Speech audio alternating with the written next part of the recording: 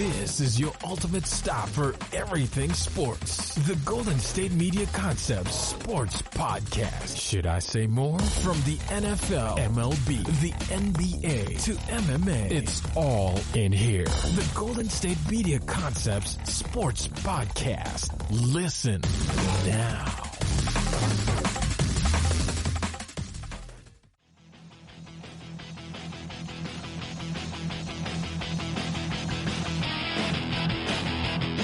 Hello, ladies and gentlemen, and welcome to the GSMC Sports Podcast, brought to you by the GSMC Podcasting Network. It is Tuesday, May 12th, I think. Time doesn't matter anymore at this point. So, welcome to the GSMC Sports Podcast. Here's a quick rundown of what we're going to be talking about today. We're going to be talking about the AHL canceling their season. We're going to talk about the Zion Williamson getting involved in a lawsuit. We're going to talk about NASCAR coming back to race this weekend.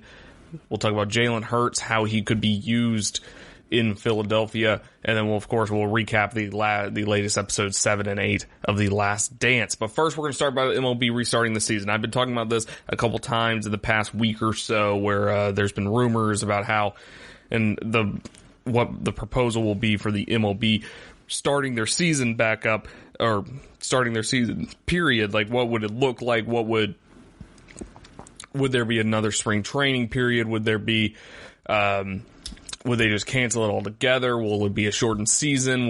Would it be the 3 division idea? Would it be just the spring training division idea? There was a lot of ideas circulating, especially in the past few weeks, but the MLB owners and commissioners, they met Monday night to discuss what they plan on doing, and we have an official plan that was approved by the owners, a proposal that was approved by the owners, and it now needs to go to get approved by the players' union. So let's get into that real quick. So, Major League Baseball owners approved a proposal that Commissioner Rob Manfred plans to present to players Tuesday on a return-to-play scenario that aims to have baseball back in home stadiums by early July. So, the meeting between the MLB and the MLB Players Association on Tuesday will set the stage for what both parties expect to be a contentious negotiation. MLB could benefit long-term from being the first American team sport to return amidst the COVID-19 pandemic. The logistics of starting the season remain convoluted and require player support. So money, of course, is at the heart of the return. Owners fearful of deep financial losses and fan-free stadiums agreed in a conference call Monday afternoon to a plan that includes a 50-50 revenue split with the players. So basically, players get half the revenue. That's 50-50. But because MLB is the lone uncapped team sport in the United States, never has a straight revenue split been part of the game's finances. The MLBPA is almost certain to reject that element of the proposal and counter that a March agreement between the parties guaranteed players a prorated portion of their salaries depending on the number of games played, which to me sounds fair. The owner's just trying to save some money here, which makes sense because they're losing a lot of money because of this whole ordeal. The ability to strike a financial deal could mean a difference between a baseball season and one that is canceled. Executive Director of the MLBPA, Tony Clark, told The Athletic that a system that restricts player pay based on revenues is a salary cap, period. So the players, they're very prideful about the no salary cap thing because mostly they get paid a lot more than every other league. This is not the first salary cap proposal our union has received. It probably won't be the last. That the league is trying to take advantage of a global health crisis to get what they failed to achieve in the past and to anonymously negotiate through the media for the last several days suggests they know exactly how this will be received. He's pretty much saying that the owners are using the media to make the player association look bad because they are the reason that we won't have baseball and stuff of the like, sports in general, which that's a fair point because I know a lot of people are not going to care about the players getting paid fairly because they get paid millions of dollars no matter what. So I can see how the common person will not care about the millionaires, either millionaires issues, but the difference is you got millionaires versus billionaires. It's a very strange situation to be a part of. But anyways, concerns about the league's handling of testing and ensuring as safe as a working environment as possible will be an issue broached by players on Tuesday and in the coming days. Washington Nationals pitcher Sean Doolittle took to social media Monday to set that table. As the sides are negotiating, the league will continue to seek approval from governmental entities and support from medical community for a potential return. Sean Doolittle said this, bear with me, but it feels like we've zoomed past the most important aspect of any MLB restart plan, and that is health protections for families, players, staff, stadium workers, and to the workforce it would require to resume a season. Here, and he continues, there's more tweets, but I'm not going to get into that at the moment. I might get into it later, but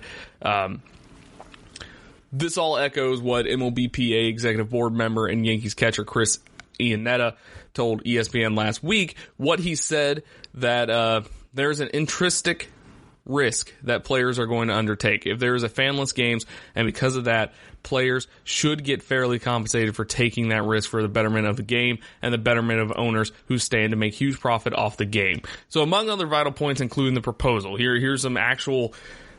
Here's what the actual structure of everything would be if this goes through. So we have an expansion of playoff teams from 10 to 14, which I feel like that's because of the shortened season. So you don't have a picture clear version of what the playoffs would look like.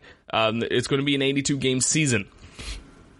That's what the proposal that got approved by the owner. So since it's an 82 season, they're going to expand the playoff teams because, I mean, there have been plenty of teams that the Washington Nationals, who won the World Series last year, if we only play an 82 game season, I don't think they make the playoffs because they started the year out really bad and then they had a huge surge, had the second best record in baseball since May 4th or whatever their whole thing was.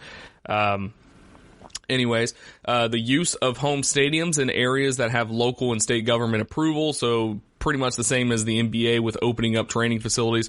So basically Atlanta, most of the southern states, and stuff like that. New York, Boston probably will not be open. Teams in California will probably not be open. A so-called spring training 2.0 that would begin in June with a season set for early July, around July 4th. Universal designated hitter. I feel like they're just trying to sneak that one in, but whatever. They're just trying to kind of sneak that one in. I don't really want someone to give me a real reason why they're trying to get the universal designated hitter in for this shortened, bizarre season we have. I feel like they're just trying to sneak it in so they can be like, well, it worked. You guys liked it. And then we could just put it in permanently, which I feel like it's just kind of not cool. I don't know. Geographical schedules in which teams play only in-division opponents and interleague opponents in the similar area. So American League Central teams play AL Central and National League Central teams. So the American League East, National League East. I've heard some rumors that the Braves, we discussed that before, the divisions, what they would look like. I've heard rumors that the Braves would actually match better geographically with these central teams. So they might switch them and the Pirates because they both match up better with the other teams' leagues, which, whatever. A 30-man roster with a taxi squad, though, to have upward to 50 players available, which that is interesting. That I think that's more of a fail-safe just in case there's people that get sick, contract the COVID-19, stuff like that. So I think that's just there, put in place to make sure stuff like that doesn't happen. So you have enough players to make up for it. So the playoff expansion, which has been floated before the pandemic, would increase revenue as it shrivels in other areas. Teams estimate that upward to 40% of revenue comes from ticket sales and other gate-related income. The season could start 4th of July weekend with games around the country in home stadiums. The intra-division heavy schedule would limit travel, with teams possibly traveling by bus to nearby cities. If any ballpark is not available because state or local officials have not approved the resumption of play, Manfred has told owners that he is prepared to move that team to another city to play home games. A team owner and a team president told ESPN. So Manfred has been calling governors around the country to lobby for baseball's return. Ohio Governor Mike DeWine and Maryland Governor Larry Hogan both told ESPN that they spoke to Manfred but declined to characterize their conversations. California Governor Gavin Newsom said during a media conference Monday that he had spoken to the commissioner as well. He said, "We won't do anything that's not consistent with state guidelines. We certainly look forward to Major League Baseball and all sports resuming. But again, the question is when, and that will be determined on the basis of public health, public safety, yada, yada, yada, normal things. Spring training likely would not include any games, and teams could get ready for the season at their home stadiums. The 50 players available would be a mixture of major leaguers and top minor league players, with the minor league season in jeopardy, which more than likely minor league baseball is not happening this year. More than likely. I don't see any. You can't have minor league baseball without fans, really, because the whole point of minor league baseball is for people to watch baseball, and if there's no fans, then I don't really see a point of minor league baseball still being a thing, at least for this year. But there you have it. That's the plan that the owners approved. Now it needs to get improved by the players union. So we'll see how that turns out. But when we come back, we'll talk about the AHL and why they canceled their season. You really can't underestimate the importance of having the right creative work for your brand or your product. Whether it's a logo, a website, a book cover, or an ad campaign, you really need a quality design to make that big difference pop and deliver your overall engagement and success in a competitive market. That's where Design Crowd comes in.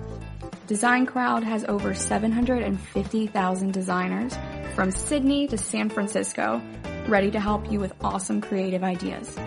They make crowdsourcing work for you. So if you need a logo or you're working on your creative branding, you can go to designcrowd.com and post a brief describing the design you need.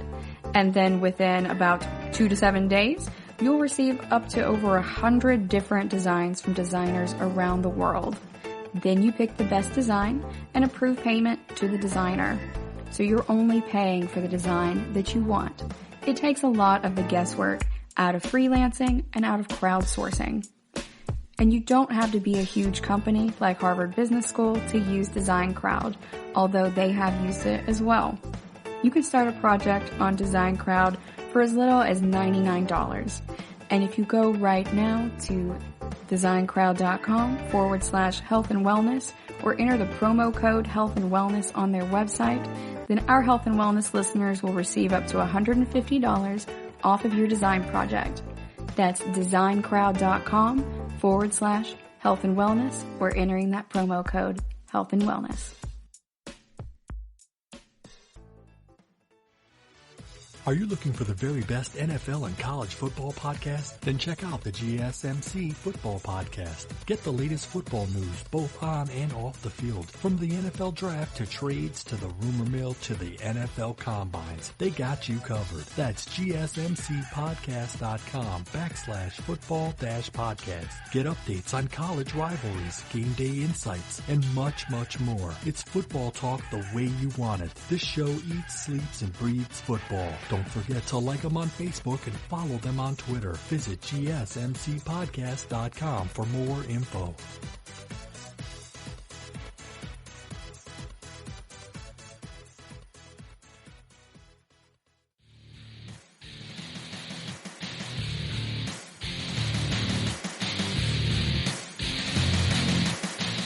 So, a lot of people talk about the NBA. We've been talking about MLB. We've even been talking about the NFL, about how they are going to restart seasons or how they're going to start their seasons, period. But one thing we never really talk about, and I mean, it's obvious because it's been a thing in America for 100 years or so, and nobody really talks about hockey. The NHL also suspended their season, and they were so close to the Stanley Cup playoffs, which in my opinion is one of the most intense playoffs in American sports. They might have to call it off, as one of their minor league systems technically canceled the remainder of their 2019-20 season on Monday. So the American Hockey League, the AHL, canceled the remainder of their season on yesterday, Monday, including the Calder Cup playoffs, which I know, how are we going to live without the Calder Cup? But due to ongoing coronavirus pandemic, they're going to have to cancel it. So this is a 31-team minor league that paused the season on March 12th, along with the regular NHL. So the AHL president and CEO, David Andrews, said that the league is looking forward to returning to our arenas in 2020 and 2021. What the league can't say with any certainty is what will happen in the months leading up to that return, or when players and fans can return safely, or what the AHL will look like when they do return. So, for perspective on what comes next, ESPN asked a current AHL player, general manager, and 2 team presidents about the cancellation of the season and their concerns for the future of the NHL's top development league. So let's talk about the player. This is Gerald Mayhew. He's the Iowa Wild center. He scored 39 goals in 49 games this season for the Wild, more than any other AHL player. The AHL statistics as of March 12th are considered final and official and will serve as the basis for determining league awards for the 2019-20 season. So, Mayhew is the winner of the Willie Marshall Award for league's top goal scorer, so congratulations for him. But he said this: some of the guys gave me crap for not getting to 40 goals, but it was a special season for me, getting to play in my first NHL games with the Minnesota Wild, having so much success in the American League. It's a surreal moment, and that's why we're pretty bummed we couldn't finish what we started. So the Iowa Wild, they were second in the Central Division, looking very much like a playoff team that could do some damage. Instead, their season is over. He goes on to say, my coach was bummed. The players were bummed. We were such a close team, and you don't get those teams often. You get a couple of chances to win it, and I think this could have been one of those teams to do it, so this sucks. Mayhew says he remembers watching NBA highlights from when Rudy Gobert was pulled from the Utah Jazz game due to COVID-19 symptoms, and then he said, we knew right away this isn't going to be good. The NBA suspended their league. The NHL followed suit.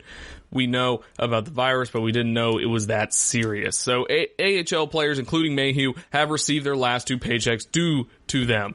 The 27-year-old forward is under contract for another season at $700,000 with the Minnesota Wild. A number of his teammates are pending free agents, and Mayhew said the lack of a postseason in the AHL hurts them from a bargaining perspective. Teams love when players win, so this actually hurts our guys for next season. You could tell they were bummed. A lot of heartfelt messages.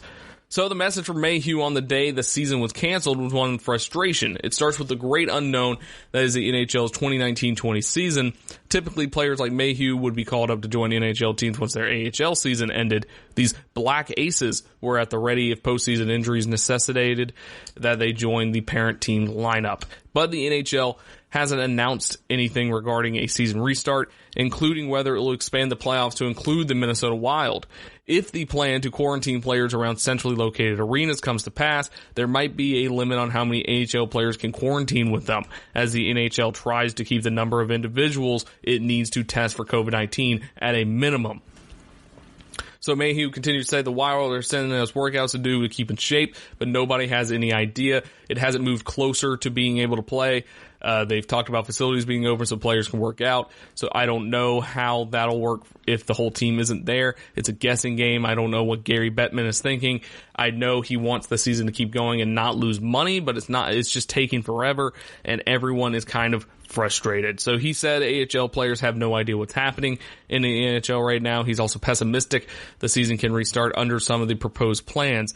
He says they say a bunch of stuff, and I can't see it happening. Everyone pretty much went home. A bunch of guys left the country. How is it going to work? Is there going to be a vote? If it's a vote for players on playing on neutral sites in front of no fans, I can't see players wanting to do that. And then there's the money. Do you defer it to next year so escrow doesn't go up? It's huge debacle. It's not fun. So Mayhew will wait, perhaps until he's a reserve player for the Minnesota Wild this summer, perhaps until he's an offensive star again for the Iowa Wild next season, whenever that season starts. So let's move on to a general manager. During a 13-season vet, Scott Nickel, he played through 2 significant work stoppages While the global pandemic certainly dwarfs the economic pangs of professional hockey owners in terms of reasons to cancel your season, the general manager of the Milwaukee Admirals has experienced some familiar feelings from his days watching the calendar in 2004-2005. So he goes on to say, I remember as a player hearing the season would start November 1st, and then you get all geared up for that date. Then 2 weeks before that, it gets pushed back to December 1st. So there's a mourning period for about a week, and then it's like, well, I better get going. Then it goes to January 1st, and you feel the same way, blah, blah, blah. So they got on this roller coaster on March 12th when the season was paused. He goes on to say it wasn't looking very good, was it? Our league was so gate-driven. We're half independent owners, half NHL owners. They always had around May 1st as the deadline. Anything that went after that wasn't going to look very good. It's disappointing, very, very disappointing considering the group that we had. So this is the Nashville Predators affiliate. They had the best record in the AHL when the season was paused, leading in points with 90 points percentage, which is .714. The league said that since there is no postseason, it would not crown a champion, so they will not get a champion. But since they led in the league standings, did the Admirals perhaps deserve to win the cup? And of course, Nickel said no. Hockey guys, that's not how that works. You have to go through those battles. You got to go through the playoffs to win the Calder Cup or the Stanley Cup, if you want to make that analogy there. He said he held a Zoom meeting with his players and staff on Monday morning before the announcement. We wanted to get ahead of it, wanted to tell them that the season was canceled. We would start our individual exit meetings this week. They knew as well. Reading it, saying it out loud really hits home, especially for some of our older guys. You don't get to play on teams like this very often. So Nickel said, has made it a point to stay in communication with his players during the pause, which makes a lot of sense. While the season was paused, Nickel started to shift his attention to the offseason, signed a couple new guys. When free agency is going to start, I think everybody is a bit concerned about what the landscape is going to look like. You plan for every situation. You have your plan on who you want, but the free agent period might be really short. You can't wait for what's entailed with the NHL schedule. You have to plan for everything. So basically, the reason I'm bringing this up, the reason I'm bringing the AHL up and the AHL cancellation up, the reason I'm bringing all this up is because it's very important. It is just a minor league hockey league, but it could be a look into what the NHL would be thinking. It's kind of because they have their own free agency. They have their own owners and GMs and stuff like that. So it's a very good pet league, a pet experiment for the NHL to figure out like what to avoid and what speed bumps they're going to have to get over once they actually do start the thing. So it's very important to see what the AHL does because it might be indicative of what the NHL does. So that's why I'm bringing all this up. It's very important. But the AHL canceling the rest of their season, canceling their playoffs, it's very important because it might be what the NHL does. Now, I highly doubt. I think there's way more money in the NHL than there is in the AHL. But at this point, we are almost in mid-May. And we have zero plans for hockey for NHL. We have not heard anything about the NHL, and that's not even because we don't listen to the NHL. We've heard nothing from the NHL because I don't think they have a concrete plan in place, or they don't even have an idea of a plan because you have so many players from different countries. Like most of them went back home, stuff like that. So there's a huge issue. The NHL is definitely more international than the NBA or the MLB. The MLB, you have the South American guys and the Caribbean guys and stuff like that, but I mean, that's still on the same side of the hemisphere, or the same side of the Atlantic Ocean. But the NHL, no, you got guys in Europe, and Europe's heavily locked down right now, stuff like that. So it's very weird, and this might be indicative of what the NHL plans on doing. So when we come back, though, we will talk about Zion Williamson getting asked to ask some questions. We're asking Zion some questions when we return. You really can't underestimate the importance of having the right creative work for your brand or your product. Whether it's a logo, a website, a book cover, or an ad campaign, you really need a quality design to make that big difference pop and deliver your overall engagement and success in a competitive market. That's where Design Crowd comes in. Design Crowd has over 750,000 designers from Sydney to San Francisco ready to help you with awesome creative ideas. They make crowdsourcing work for you. So if you need a logo or you're working on your creative branding, you can go to designcrowd.com and post a brief describing the design you need. And then within about 2 to 7 days, you'll receive up to over 100 different designs from designers around the world. Then you pick the best design and approve payment to the designer. So you're only paying for the design that you want. It takes a lot of the guesswork out of freelancing and out of crowdsourcing. And you don't have to be a huge company like Harvard Business School to use Design Crowd, although they have used it as well. You can start a project on Design Crowd for as little as $99. And if you go right now to designcrowd.com/health and wellness or enter the promo code health and wellness on their website, then our health and wellness listeners will receive up to $150 off of your design project. That's designcrowd.com/health and wellness or entering that promo code health and wellness.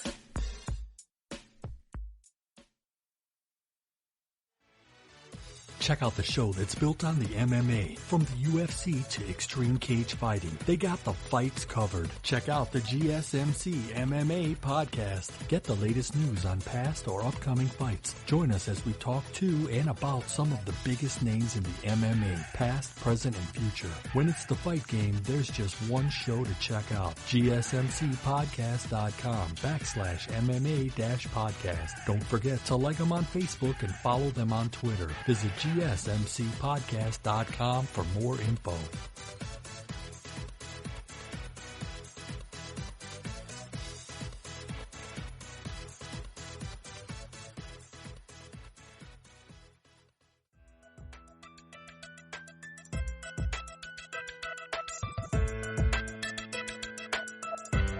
So a weird thing is going on recently, and it is baffling to me. Like, it's mind blowing. I don't know how to react to it, guys. I don't know what to do with myself about this. Apparently, college basketball players are getting paid. Since when? That's not a thing. You can't get paid to play college athletics. What is this? No, but it is a thing, and Zion Williamson is getting caught up in a lawsuit. He's not getting sued, but he has been asked questions, and he's been asked to testify, I suppose. We're going to read into the details here in a little bit, but Zion Williamson is now involved in a lawsuit about his eligibility at Duke. So, as a person who does not like Duke basketball, this is great. Can't wait. So, lawyers for a marketing agent embroiled in a lawsuit with former Duke star Zion Williamson filed documents in Miami Circuit Court that asked Williamson and his current agency, Creative Arts Agency, to answer a host of questions, some of which pertain to his eligibility during his single season with the Duke Blue Devils. The document is a prelude to depositions and could occur as soon as later this month, and could, according to lawyers for marketing agent Gina Ford, include Williamson as well as Duke coach K, Mike Krzyzewski.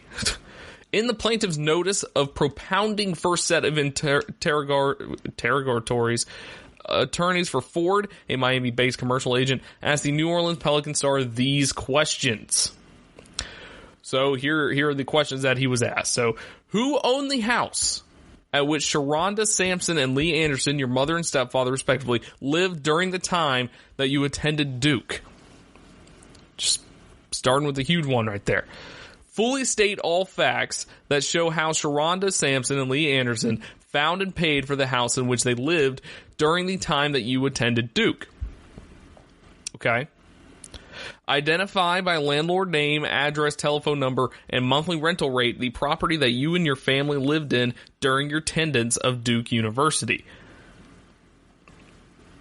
Did he live with his parents while he was at Duke? Interesting.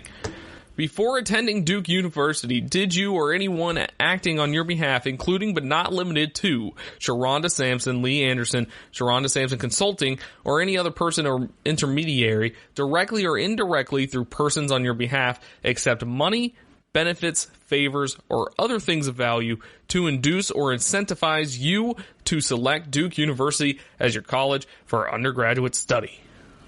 Okay, that's a pretty basic question in my opinion. That probably should have been the first one. But, whatever. I guess try to back him into a corner and then ask him that one, but, whatever. Before attending Duke University, did you or anyone acting on your behalf, including you but not limited to Sharonda Sampson, Lee Anderson, Sharonda Sampson Consulting, and any other person intermediary, directly or indirectly through persons on your behalf, accept money, benefits, favors, or other things of value to induce or incentivize you to use and or wear Nike tennis shoes and other products? That's before attending Duke University, and that pretty much that harkens back to the Adidas scandal that happened. And Nike probably does the same thing where they pay high school players to go to Nike schools, kind of get them hooked on. But before attending Duke University, did you directly or indirectly accept money, benefits, favors, or other things of value to induce or incentivize you to use or wear Adidas tennis shoes and other products? And so I guess that's fair to ask for Nike and Adidas to see if either of them incentivize them. So these questions are eye-popping, but what exactly do they mean? Contacted by phone, Ford referred questions to her attorneys. When asked if she was involved in any illegal payments or benefits to Williamson, she replied, no, definitely not me, 100%. So what happened Monday? New documents were provided from a source that includes a list of asks for CAA, including communication from the agency to Williamson, his parents, Coach K, anyone associated with Duke, anyone associated with Nike and Adidas, and a group of figures known for their involvement in the FBI's investigation into college basketball. Such communication includes emails and text messages starting January 1st, 2014, which is a long time ago, and continuing in some cases to the present. So Coach K has worked with CAA, and Ford Sign asked CAA to admit it, solicited the coach's assistance in getting Williamson to sign with the agency after previously signing with Ford. A document was also filed in Miami Circuit Court on Friday that indicated that CAA will file an interrogatory towards Ford. So what's the basis of this lawsuit? Just after declaring for the draft, Williamson signed a contract with Ford, the president of Prime Sports Marketing, to handle his endorsement deals. No one argues that. That has not been argued. There is a signed contract as well as pictures of Ford with Williamson and Coach K during a photo shoot for Slam magazine. But Williamson later broke that contract and signed with CAA. Ford contacted the agency asking for mediation or threatening a lawsuit. Instead, Williamson sued Prime Sports and Ford, contending that the contract with Prime Sports was never enforceable because Prime Sports did not follow the guidelines of the North Carolina Uniform Athlete Agent Act, the NCUAA, I guess, and warned Williamson of potential eligibility issues. The following week, Ford countersued, filing in Florida and arguing that Williamson breached his contract when he signed with CAA agents. Her lawyers are arguing that he willfully and knowingly signed the document and that the North Carolina Uniform Agent Act doesn't apply because Williamson already had declared for the NBA draft with no intention of returning to Duke. So these are rather explosive questions factor in because the lawyers argue that if they can prove Williamson was paid before or during his tenure at Duke, he would be an ineligible and thereby no longer a student athlete. It doesn't matter when the contract is entered into. If you're no longer a student athlete, the rules in the NCAA no longer apply. Ford's attorney Larry Strauss said the nuance is that this does not just apply to him. Any third party that acts as an agent, his parents or handlers, all of their actions can also affect eligibility. Both parties have sought dismissal of the other's case, but each has been denied. So I'm a little confused on this, and it's just might be me misunderstanding this, but he's already in the NBA. He's not an NCAA athlete. I'm assuming this is talking about when he was with Duke. So if he accepted benefits, he'd technically be ineligible as a student athlete, so he would not fall under the North Carolina Uniform Athlete Agent Act. That's what I'm kind of getting out of that. So, they could prove he was technically ineligible. But the confusing thing is you can't really retroactively make him ineligible, you know? Like, he still played a full season for Duke. He was still a student athlete. He never got caught. So he never got punished and never became ineligible. And then, I mean, he signed with an agent and went to the NBA. Then he became ineligible, but that was after. So I'm very confused on that part. I'm not really sure how that works, but whatever. But these questions, they're the very beginning of a discovery. Williamson merely needs to affirm or deny each question. So Ford's lead attorney, Willie Gary, of Gary, Williams, Parenti, Watson, and Gary, which is a long name for a law firm, and when asked if he had such evidence, he did not answer directly. We have ideas, opinions, and some leads of our own, he said. We are looking for information to support our case. This is what we want to know. Gary added that some of their information is from public hearing. When asked if that included the federal investigation into basketball, he confirmed it was. Williamson's name came up at one trial when during a taped conversation with Kansas assistant Curtis Townsend, Adidas rep Merle Code alleged Williamson's family was looking for money and housing in exchange for a commitment, which that's a thing, yeah. So what's next? What's next here? Strauss said his side hopes to begin deposing witnesses as soon at the end of the month of early June through a coronavirus pandemic. Could prolong this. Who could be deposed? Certainly Zion Williamson and his mother, Sharonda Sampson, and his stepfather, Lee Anderson. When he asked if Coach K, who is mentioned in Ford's claim, could be deposed, Gary said, "We will leave no stone unturned in our case. We are not going to waste our time on deposing people that aren't relevant, but that where it is relevant, we will leave no stone unturned." So there you go. This is a huge mumbo jumbo. Zion signed with someone, then signed with another person against the North Carolina Athlete Agent Act or whatever. So now they're trying to prove that he was ineligible, so he could have done that, which makes no sense to me. But that's the gist of it. If you understand it, let me know, because I don't. I sure as hell don't. But there you have it.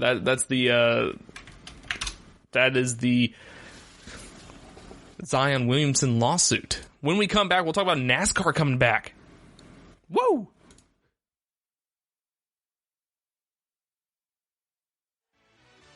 Are you looking for help for your fantasy football team? Check out the GSMC Fantasy Football Podcast. Get today's best advice on who to start, who to sit, even who you should draft. From sleeper picks to red-hot lineups, they got it all covered for you. That's GSMCpodcast.com/fantasy-football-podcast. We'll cover traditional leagues, dynasty, PPR, even IDP leagues. When you need fantasy help, there's just one show to hit up. Don't forget to like them on Facebook and follow them on Twitter. Visit GSMCpodcast.com for more info.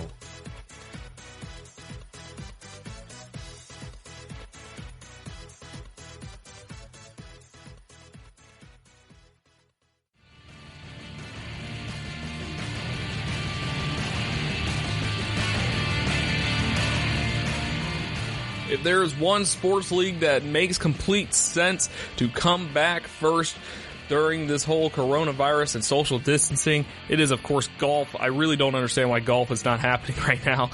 I mean, they could easily do golf. I mean, you can just make the tournaments a week long and make every golfer in very small groups, make sure they don't, make sure the caddies wear gloves and stuff like that. I really don't understand why golf is not going on. I mean, I don't really particularly watch golf regularly, but I would if it was the only thing on. But I just don't. Golf is just one of those things where I don't understand, because golf courses are open. Like I went golfing last week.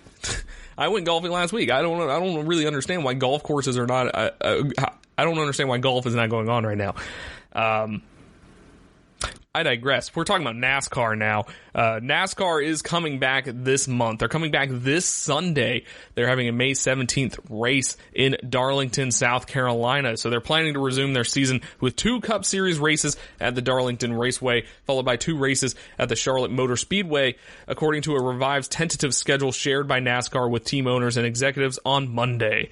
So NASCAR, this is last Monday, by the way, not yesterday, but NASCAR sent medical officials and the logistic team to Darlington today to begin preparations for the tentative May 17th race, such as determining where the checkpoints should be set up, how the garage should be set up, and how to park the haulers. Multiple sources said, subject to change, of course, the first Darlington race is listed as 400 miles. So they're looking to resume its season in Darlington this Sunday, and who's hyped? Who's hyped? Gamblers, that's who's hyped. The second Darlington race, which will be 310 miles, is on the schedule for Wednesday, May 20th. NASCAR's plan is to continue at Charlotte, its traditional Coca-Cola 600, on May 24th, and again on Wednesday, May 27th, with a 300-mile race. So a quick turnaround there.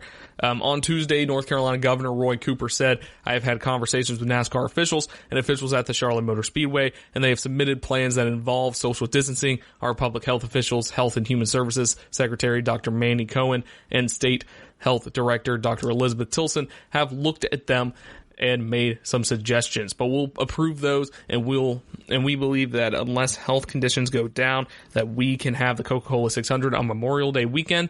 I think NASCAR will be making that announcement, but we believe that's what will happen. So the remainder of the schedule has been shared with teams. Continues at Martinsville Speedway May 31st, Bristol Motor Speedway June 3rd, the Atlanta Motor Speedway June 7th, Homestead Miami Speedway June 14th. Fans will not be permitted to attend any of these races. So we're going no fans, and the reverberation off of the empty bleachers of the loud vehicles will be deafening. So I hope everybody's wearing earplugs. So everybody who's there, wear earplugs. So each event will be a one-day show with no practice and no qualifying, except for the Coca-Cola 600. While NASCAR is considered eliminating pit stops to reduce the number of team members at the track, it is initially elected to go forward with its typical race format, which includes live pit stops, which I don't know how the no pit stops would work. I feel like you kind of have to have a pit stop for once in a while for either gas or change your tires. I don't fully understand it, I'm going to be honest with you, but pit stops just make sense. I understand you want to try to limit the amount of people there, but you kind of have to have a pit stop, in my opinion. Anyways, NASCAR's forward movement on its plan to resume its 2020 season in mid-May comes after North Carolina Governor Roy Cooper stated last week that NASCAR teams can return to working in their race shops if they maintain social distancing guidelines. So Roy Cooper goes on to say, "From the information I have now already, under our state executive order, teams can begin working in their garages as an essential business defined under our executive order. They are still in contact with local health departments. Local governments might have different health restrictions. This allowed teams to begin preparing cars, with some teams already reopening their doors so employees could return to work." So also discussed on the call between NASCAR and its teams were the guidelines NASCAR is instituting that the teams must abide by while at the track. All team members are required to wear masks, maintain social distancing guidelines, and have their temperature checked every time they enter and leave the track. So, there you go, man. We're getting NASCAR. NASCAR's coming back this Sunday in Darlington. It's going to be quite weird. So far, NASCAR has been doing the iRacing series and stuff like that to kind of pass the time to so everybody can be safe at home and still race, stuff like that. But there's still some important questions about everything, like, is everything okay at Joe Gibbs Racing? Denny Hamlin won the Daytona 500 in impressive fashion, and Kyle Busch finished second at Fontana and third at Phoenix, but his car ranked 6th and 5th at Central Speed for those races, which is not the best performance. There was indeed something amiss with JGR, Joe Gibbs Racing, in the 3 events of non-drafting ovals quantifiable speed. 3 of JGR's cars populated the top 4 last season year-long Central Speed. This year, with Daytona omitted, its 4 cars ranked 6th, 8th, and 14th and 18th. One thing changed. Hendrick Motorsports displayed regular race winning speed for the first time since Jeff Gordon walked out of its shop doors. Elsewhere, the status quo held with Team Penske and Stewart Haas Racing showcasing speed similar to recent years. It's possible JGR slipped as Hendrick gained traction, and the truth will likely be revealed through the first 4 races, signaling NASCAR's return.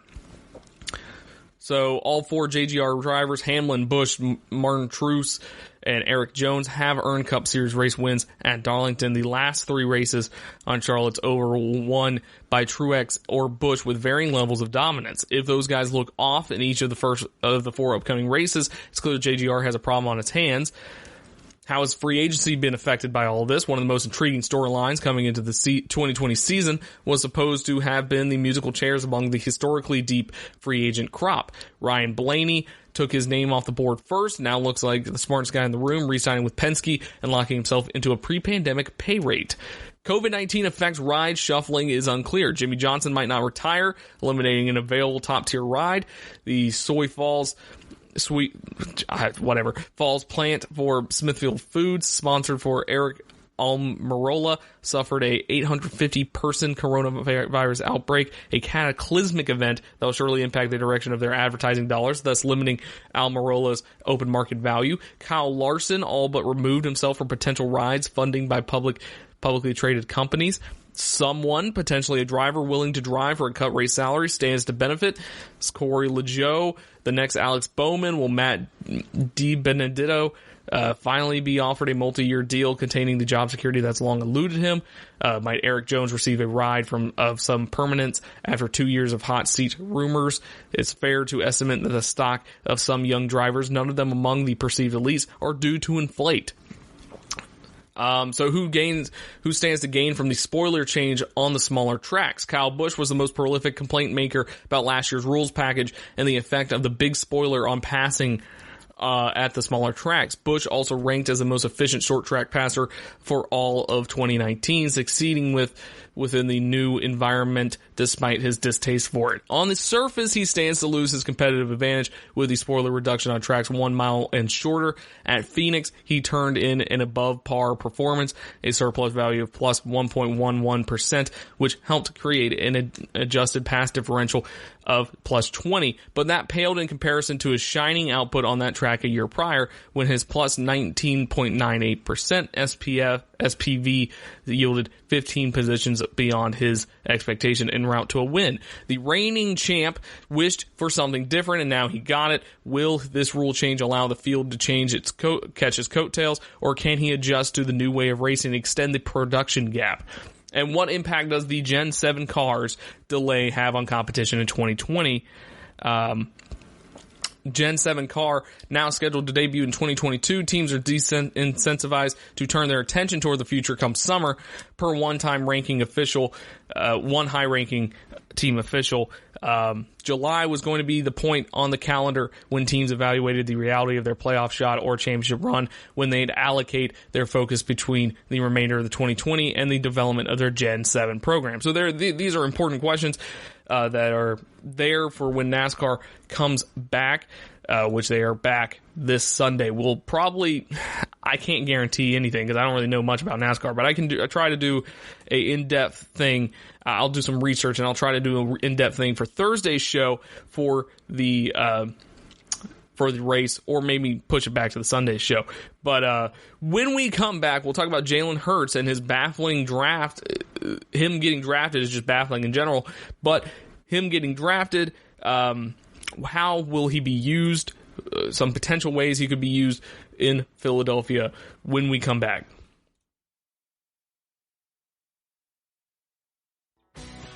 Are you looking to get your college football fix?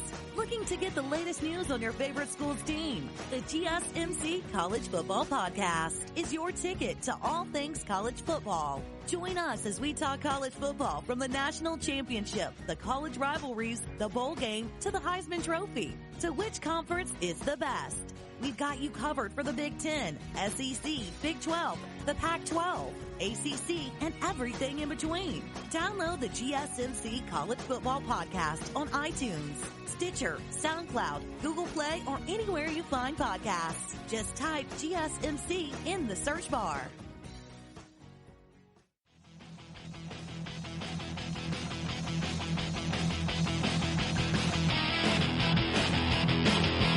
So, this is like the second most bizarre quarterback draft drafted. in the draft. And it's not because I don't think Jalen Hurts is a good player. I think Jalen Hurts is a fantastic player. He's very disciplined. He's a very good runner. He improved passing at Oklahoma. I still think his passing is a little lacking, though, but he has improved. He improved it. And he is a fantastic player. Now, besides Jordan Love going to Green Bay Packers, this is kind of a baffling draft by the Philadelphia Eagles, because you have Carson Wentz, who you just signed to a 4-year, $128 million extension in June. Yes, he gets injured all the time, but it's kind of strange that you drafted a backup quarterback in the second round of the draft. Now, I've heard some things that they could use him in different ways, use him like a Taysom Hill type deal, stuff like that, which I feel like Hurts is just not that kind of player, you know? I mean, he'll do it because he'll do whatever you want him to do. He's a real team player. He will do whatever you need him to do to win games, because that's all he cares about. He cares about winning football games. And that's one part that you really like about him. But I just don't understand. I mean, you want a good backup, especially with Carson Wentz, who's very injury prone, but you signed him to a 4-year extension. This kind of adds some, I mean, fans are going to make a huge deal out of it. I'm not sure if Carson Wentz and Jalen Hurts, because I feel like Carson Wentz and Jalen Hurts are one and the same when it comes to their philosophy. They'll do whatever the team wants them to do. I mean, Carson Wentz got injured, tore his ACL, and watched Nick Foles win a Super Bowl, and he was happy as a clam, mostly because Carson Wentz has a Super Bowl ring now. But the Eagles, they have a strange history with the quarterback position, especially in the past 5 years. So how could they use Jalen Hurts? How could they use him?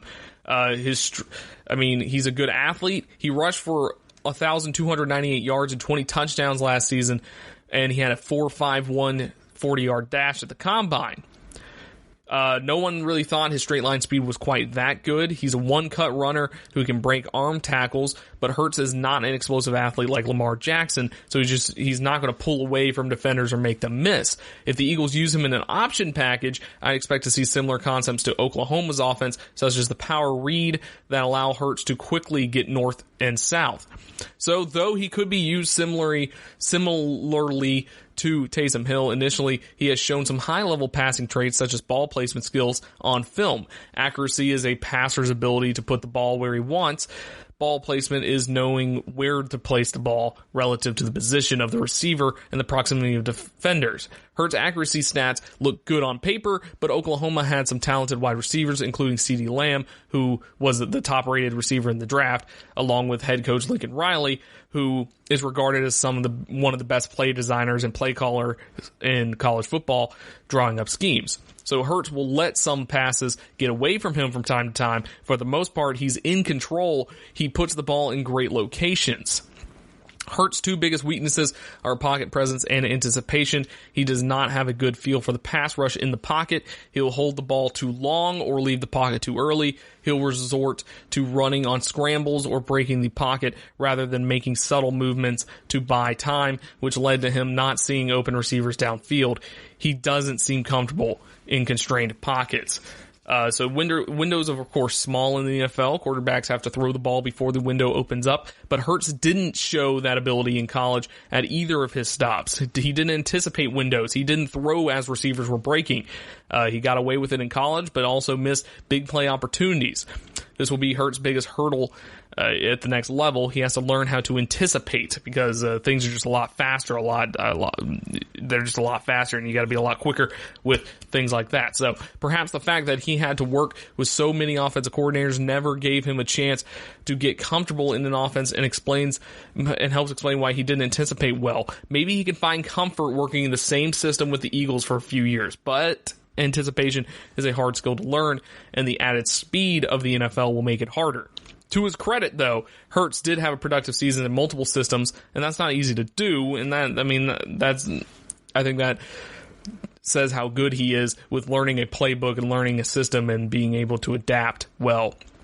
While developing, Hurts could help the Eagles in the future. This is a now league. Hurts has the skill set to contribute in unique ways, but it will require some imagination from the offensive staff that's proven it isn't scared to think outside the box. So, Spencer Phillips, He was asked about how he envisioned Hurts could fit in the Eagles' plans. Phillips joined the staff in 2016, left his soft season to become head coach at Lake Ridge High School in his native Oregon. So he's not currently working with the Eagles.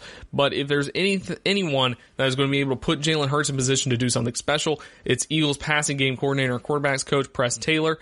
Phillips said, "I still have not met anyone that thinks about the game the way that he does." So in June, Taylor foreshadowed the Eagles' interest in a 2-quarterback package, which is interesting. At some point, one of the big things will be having multiple people on the field who can throw the ball. That's something to watch going forward. You've seen the Philly special. You've seen all different versions of double passes. I think at some point I can see something like that coming into play.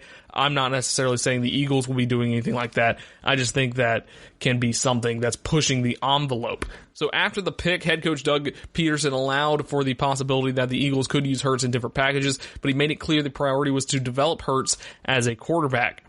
Nonetheless, unlike the Saints package for Hill, I could see the Eagles doing more than just having Hurts line up as a quarterback while Wentz shifts to wide receiver.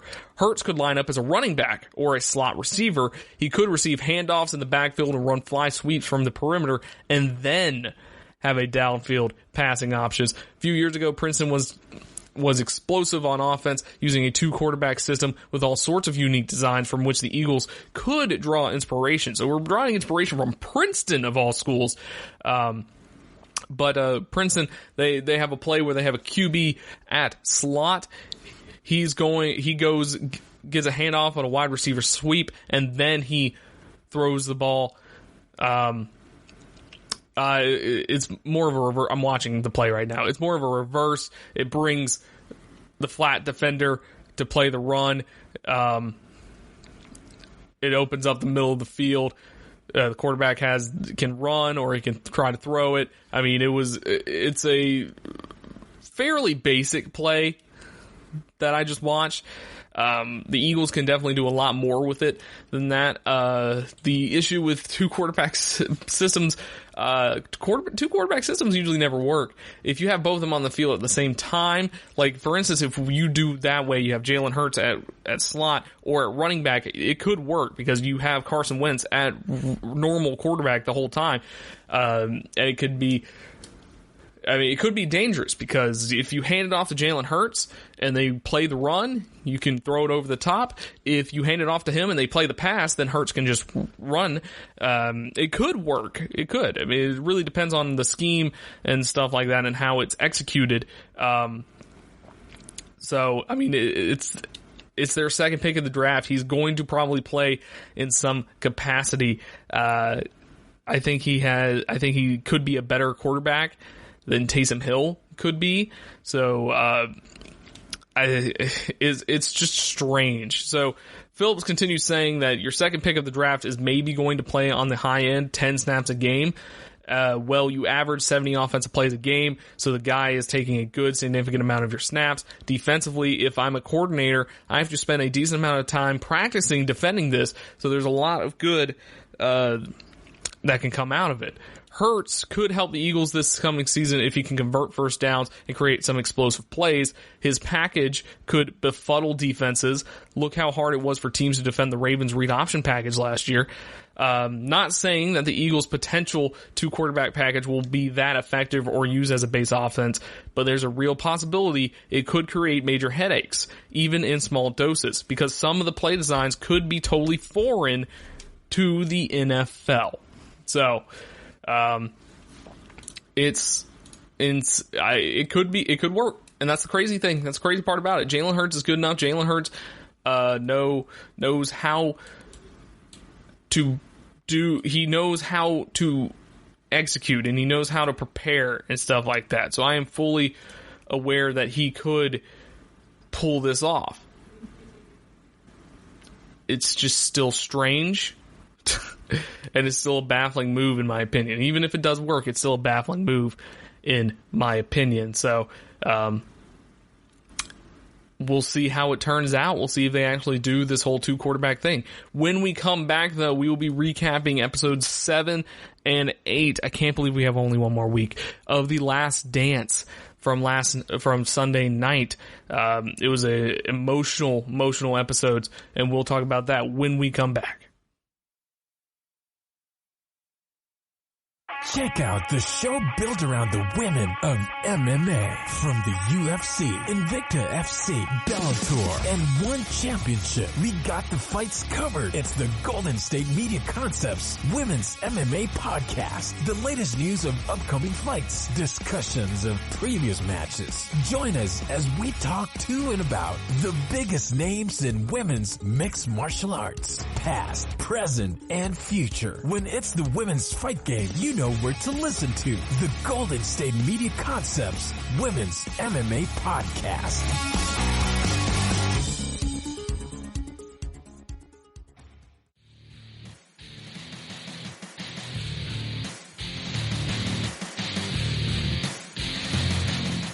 So, Sunday night we had episodes 7 and 8 of The Last Dance, of the highly rated so far, and it's not even over, Michael Jordan and Chicago Bulls documentary. We have 2 more parts. We have 1 more week of it, and that is just sad to think about, because watching this whole thing just unfold and seeing everybody talk about it on Twitter, it is just a very well-made documentary, and everyone's just so into it. I feel like every episode there's just a new, like, cool thing that no one knew about Michael Jordan, and everybody on Twitter is just freaking out about it. It's really building on to the mythos of Michael Jordan, and stuff like that. So these episodes were very, pretty emotional episodes. You talk about, Jordan retiring the first time after the 93 championship. You have his father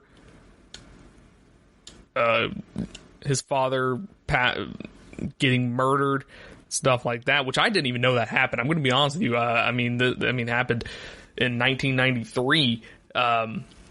So he died he was discovered in a creek in South Carolina, which I live in South Carolina. I just can't believe I'd never heard of this. He was shot in the chest. Then you go through the media talking about how it could potentially be Jordan's fault because of his gambling problems, because his gambling problems were up front and center before this all happened.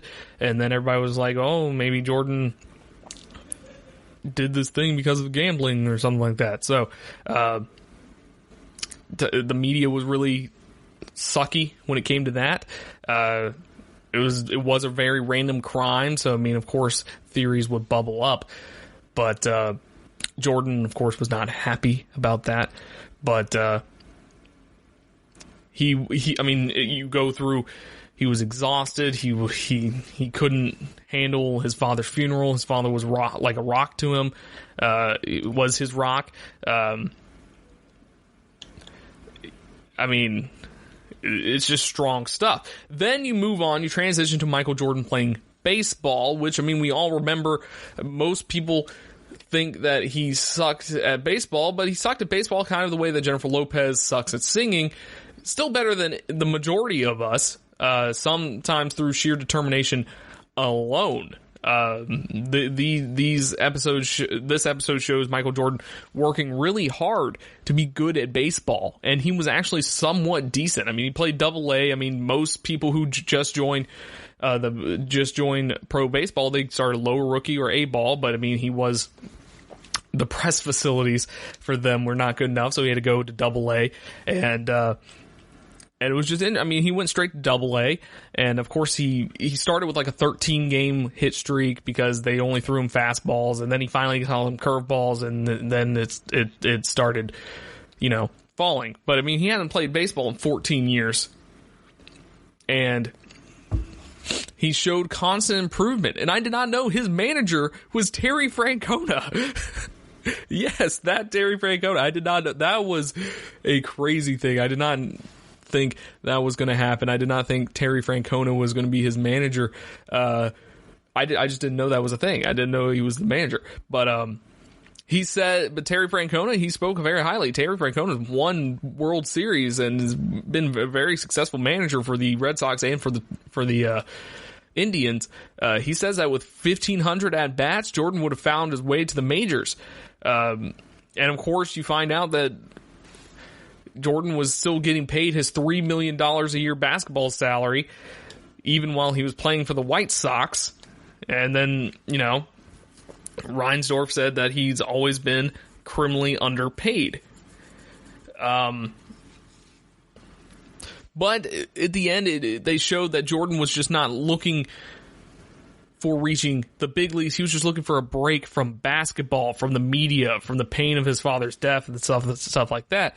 And he got what he was looking for. I mean, they showed footage of him playing in the minor leagues, and he was loose. He was having fun with his teammates. He looked like he was a child again, and just enjoying being around teammates. And he just wanted to be one of the guys, and he got that with minor league baseball and stuff like that. So it was a good break for him. And then,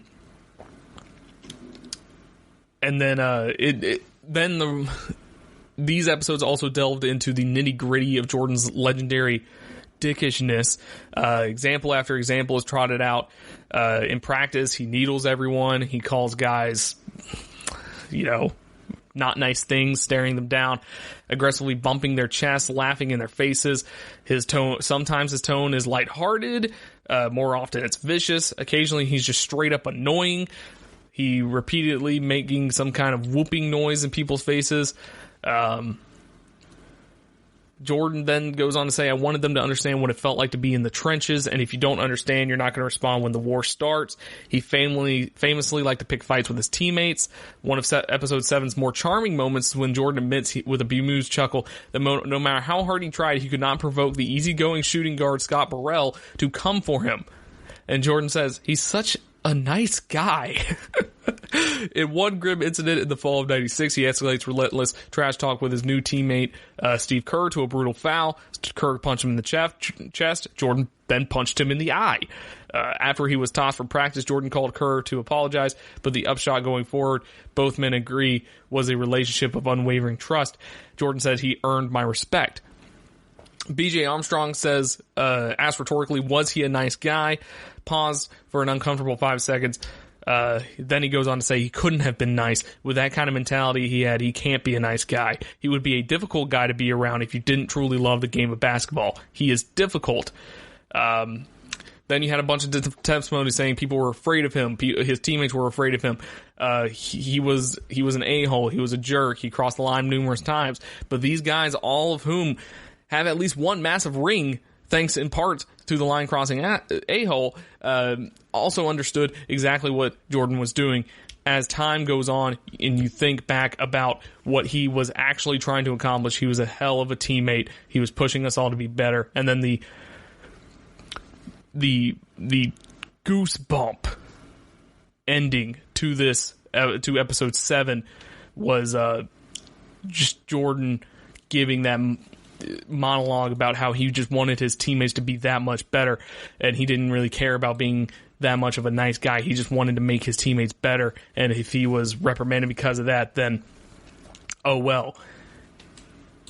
He did everything that he did. He didn't ask them to do anything that he didn't want, that he couldn't do himself, and that was shivering. And then they go on to the 96 finals, where Gary Payton declared that he got under MJ's skin, and you got Michael Jordan looking at an iPad, and oh my god, the memes out of this. I saw a tweet that said someone that Michael Jordan made this just so people would stop using the crying Jordan meme, which is just funny to think about. But him laughing at Gary Payton, and the 96 finals, which was emotional because it was the Game 6 was on Father's Day, and it was the first championship he won without his father, and you just see him sobbing on the floor, which a lot of people said they've seen the footage before, but they never heard him actually sobbing. So a lot of people that have seen that footage before, they got goosebumps from that. I mean, it was just a goosebump inducing thing. And then that's it. Yeah, that's 7 and 8, and we got 9 and 10 next week. This is the last week of The Last Dance, and I'm not looking forward to it. But ESPN did announce they have a lot of other 30 for 30s that are coming in the next couple weeks. Actually, next couple weeks and months, next 2 months or so. So we're gonna have more documentaries coming on the way, which will probably be huge events because there's nothing else to watch. Oh God. But, the Lance Armstrong one will be interesting. The Mark McGwire, Sammy Sosa one will be interesting. I will definitely be okay with that. But yeah, the last week of The Last Dance is next week. And, I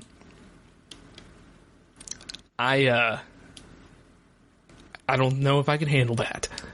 We'll see if I can. I'm wondering if they will go into, I know it's specifically about the 98 Bulls, but they have been going through the whole history of like Michael Jordan. I wonder if they'll do like a kind of a epilogue or something like that and talk about Michael Jordan played for the Wizards and stuff like that. I don't know. I'm just bringing up random crap. But anyways, thank you for watching, everybody. Not watching. Thank you for listening, everyone. If you like this podcast, like, rate, and subscribe to wherever you get your podcast. You can follow me on Twitter at Strickland_Josh.